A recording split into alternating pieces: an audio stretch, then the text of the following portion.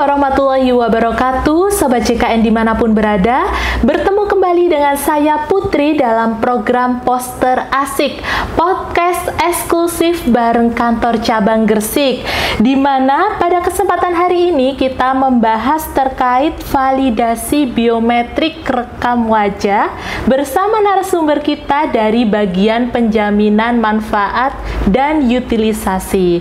Halo, selamat pagi Mbak Bella. Pagi Mbak Putri. Nah, mungkin bisa menyapa dulu nih sobat-sobat JKN. Untuk perkenalannya, monggo silakan Mbak Bella. Ya. Selamat pagi semua, perkenalkan nama saya Mariam Bella, mungkin bisa dipanggil Bella aja Mbak Putri ya. Saya dari bagian penjaminan manfaat dan utilisasi BPJS Kesehatan kantor cabang Gresik. Baik, terima kasih Mbak Bella atas kehadirannya pada pagi hari ini. Oke, kita akan membahas terkait validasi biometrik rekam wajah. Nah, pada pagi hari ini kita kan mau membahas nih Kak Bella terkait rekam wajah. Mungkin dari Mbak Bella bisa dijelaskan nih apa yang dinamakan validasi biometrik rekam wajah ini. Iya. Sebelumnya mungkin Mbak Putri pernah ke rumah sakit ya, mungkin baik ke poli atau mungkin rawat inap. Nah, di sini ketika kita mengakses pelayanan di poli rawat jalan, pastinya dilakukan fingerprint atau mungkin rekam sidik jari. Nah, untuk vaskes atau mungkin rumah sakit dan klinik utama yang bekerja sama dengan BPJS Kesehatan, ini diwajibkan untuk implementasi fingerprint. Nah, untuk rekam wajah sendiri atau mungkin face recognition atau FR ini adalah pengembangan dari fingerprint sendiri. Kenapa sih harus dikembangkan seperti itu? Nah, seperti yang kita tahu, mungkin semua sistem pada kenyataannya ada kendala. Begitu juga dengan fingerprint. Mungkin misalkan terkait kendalanya itu ada lansia yang mungkin sidik jarinya udah agak halus, jadi nggak bisa dilakukan fingerprint, sehingga dilakukan approval manual. Nah, apa sih Mbak Bella terkait untuk tujuannya dilakukan validasi biometrik rekam wajah ini? Kan sebelumnya sudah ada fingerprint nih atau rekam melalui sidik jari. Nah, apa pengembangan yang dilakukan dan tujuannya dilakukan pengembangan terkait validasi biometrik rekam wajah ini? Nah, sebelumnya Mbak Putri mungkin saya jelaskan dulu ya, untuk rekam wajah ini nanti untuk data pasien yang datang ke rumah sakit itu yang digunakan adalah data NIK atau NIK di KTP. Nah, nanti NIK ini akan diinput oleh petugas di rumah sakit yang mana kemudian datanya akan disinkronkan dengan data Dukcapil seperti itu. Tujuannya apa sih? Kenapa harus dikembangkan lagi? Padahal udah ada fingerprint seperti itu ya.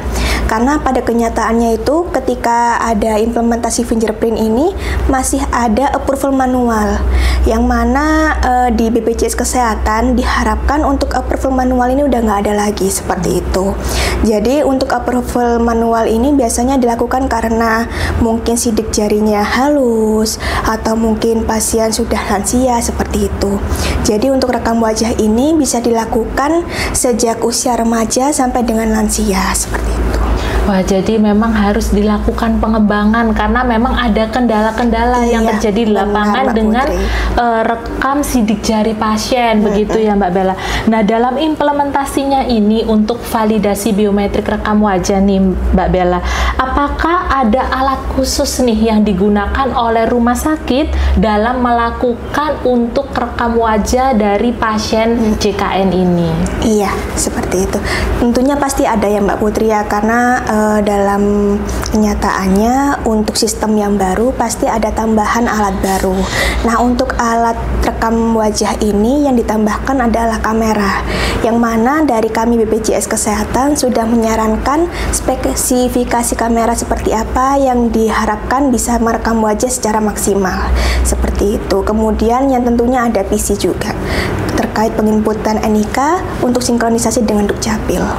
Jadi alatnya berbeda antara yang sidik jari dengan yang validasi biometrik untuk rekam wajah ini ya Mbak Bella ya. Jadi dua alat yang berbeda. Jadi rumah sakit memang menyediakan tersendiri alat untuk validasi biometrik rekam wajah ini ya Mbak Bella. Nah, untuk implementasinya nih oleh rumah sakit, apakah si pasien ini nantinya akan melakukan dua nih Mbak Bella, rekam wajah iya, sidik jari iya, atau hanya salah satu saja untuk mengakses pelayanan di rumah sakit seperti itu? Oh iya, seperti yang saya sampaikan sebelumnya Mbak Putri, untuk rekam wajah ini kan pengembangan dari fingerprint atau rekam sidik jari.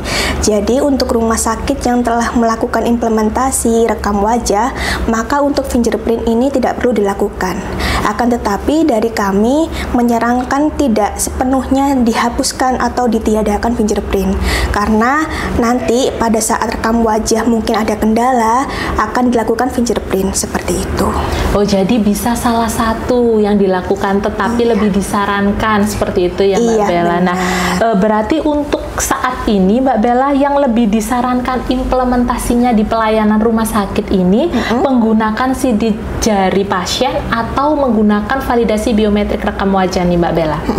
Nah, dari kami karena harapan kami terkait approval manual rekam sidik jari udah nggak ada, jadi diharapkan semua rumah sakit yang bekerja sama dengan BPJS Kesehatan mengimplementasikan rekam wajah seperti itu.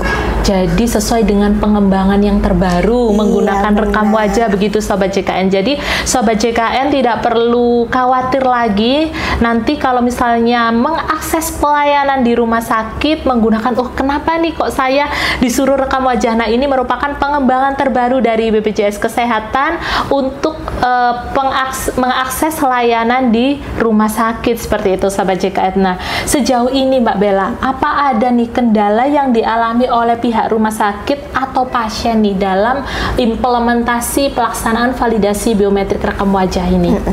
Sejauh ini Mbak Putri mungkin karena sistem baru ya pasti ada kendala. Misalkan dari pasien, mungkin ada yang bertanya-tanya kenapa sih harus rekam wajah, padahal kemarin kan nggak ada, cuma rekam sidik jari seperti itu. Tapi untuk implementasinya ini berjalan aman Mbak Putri.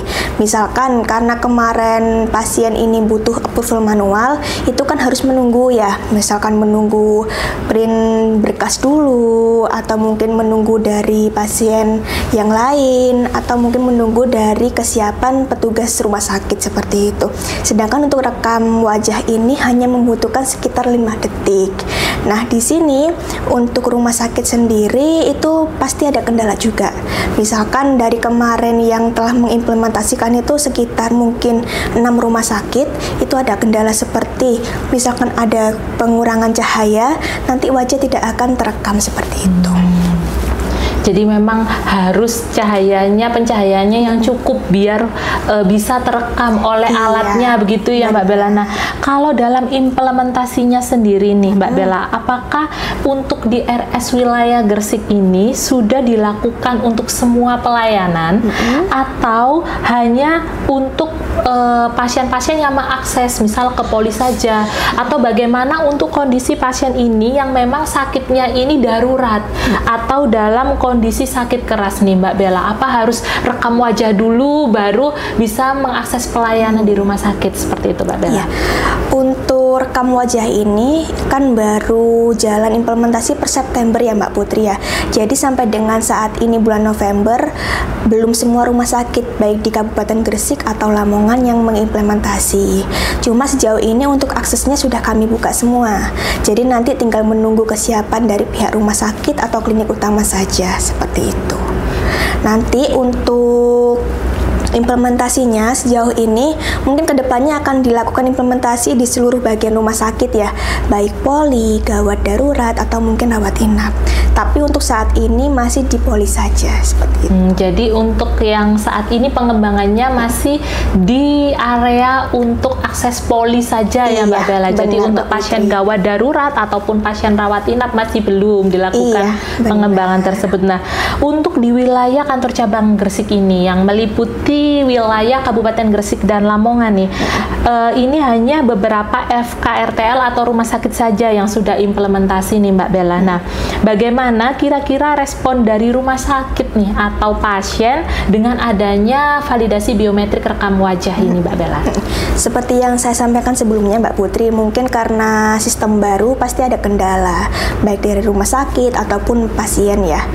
Kalau misalkan dari pasien mungkin seperti yang tadi saya sampaikan, itu pasti bertanya-tanya kenapa harus rekam wajah seperti itu. Kalau mungkin dari rumah sakit sendiri ada kendala, misalkan ketika sistemnya mungkin tiba-tiba nggak tersinkron dengan Dukcapil. Jadi ketika ada kendala seperti itu, maka dari kami disarankan menggunakan fingerprint atau rekam sidik jari kayak gitu. Cuma untuk keseluruhan ini beberapa rumah sakit sudah menyatakan lebih enak atau mungkin lebih nyaman dengan rekam wajah karena mungkin meningkatkan mutu pelayanan seperti itu. Misalkan antrian lebih cepat sehingga pasiennya mungkin lebih puas seperti itu. Jadi bisa meningkatkan kepuasan pasien karena memangkas antrian yang tadi sidik jari kok nggak kedetek-detek. Nah, ini sekarang manual. Ya, validasi biometrik rekam wajah ini lebih cepat memangkas waktu untuk antrian pasien seperti itu ya Mbak Bella. Nah, kalau boleh tahu nih Mbak Bella, bisa dibagikan ke sobat-sobat JKN atau ada harapan yang ingin disampaikan terkait implementasi validasi biometrik rekam wajah ini Mbak Bella? Oh ya, mungkin dari kami BPJS Kesehatan harapannya ke depannya terkait rekam wajah ini bisa diimplementasikan di seluruh vaskes atau rumah sakit dan klinik utama baik di Kabupaten Gresik atau Lamongan, sehingga dengan adanya sistem baru ini diharapkan ada peningkatan mutu pelayanan di rumah sakit ataupun klinik utama yang mana akan meningkatkan kepuasan pasien seperti itu. Itu harapannya dari BPJS Kesehatan, impactnya nanti bisa meningkatkan kepuasan peserta seperti itu. Baik Mbak Bella, tadi sudah dijelaskan terkait validasi biometrik rekam wajah yang sudah berjalan nih di rumah sakit wilayah kantor cabang Gresik. Tidak terasa Sobat JKN sudah di penghujung acara kita pada hari ini.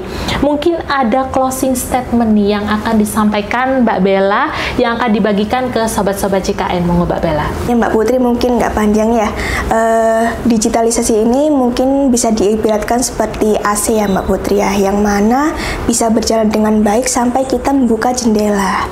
Nah, seperti itulah kita, yang mana kita harus membuka diri untuk perkembangan di dunia digital ini, sehingga dunia digital ini bisa membawa banyak manfaat untuk kita, seperti itu. Baik, digitalisasi itu penting di era sekarang gitu ya Mbak Bella.